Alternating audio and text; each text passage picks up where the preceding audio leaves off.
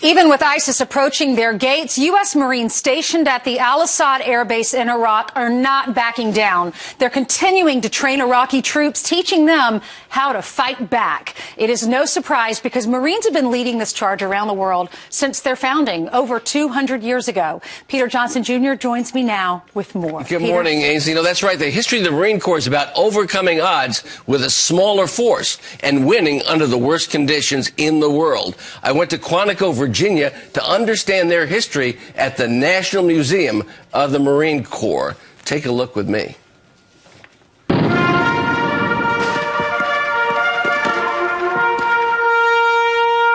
From the day it was founded almost 240 years ago at Tun Tavern in Philadelphia, the United States Marine Corps has created a history rich in courage and commitment.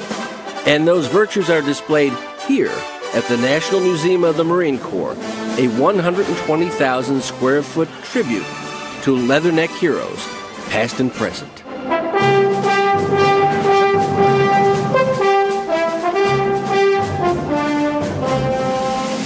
We start with the birth of the Marine Corps on the 10th of November, 1775. From those early years, we go to what we call the Age of Expansion, Marine service in the Philippines and Cuba, on to World War I with the iconic Battle of Belleau Wood, on to World War II, the Korean War, and Vietnam. The halls of the museum are filled with thousands of artifacts and dozens of exhibits. And I got a first-hand look at it all through the eyes of the Marines who lived the history.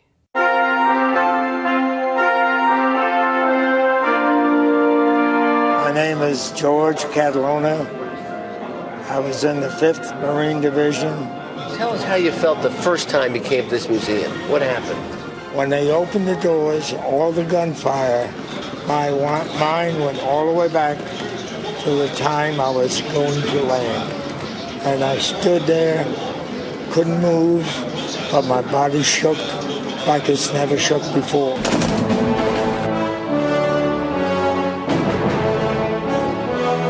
My name is Robert Burkhardt.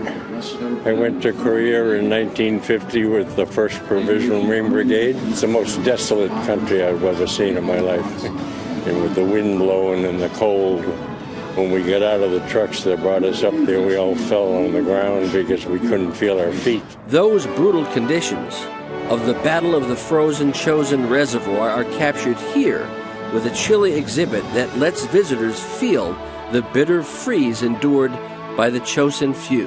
They say it's the forgotten war, but when you look at Korea today, from the news and everything, and you look at the two countries, I think we won the war.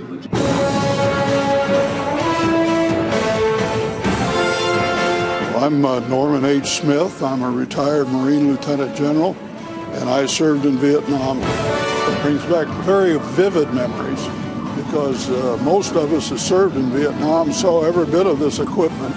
Retired Marine Major Bill Peters is a Vietnam vet and a docent here at the museum, witnessing firsthand the emotional impact this place holds. There was a Vietnamese lady who came down here and broke down sobbing. And she said, "No, this is my street.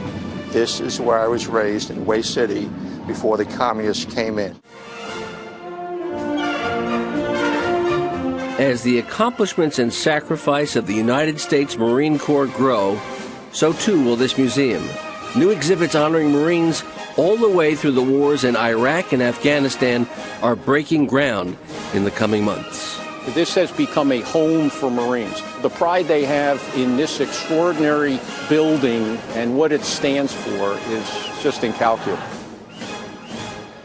Excellent job, Peter. You see the museum, the shape of the museum. What's the significance? It's in the shape of the Iwo Jima Memorial. Right. In terms of that day, this is an inspiring, edifying, and sobering museum.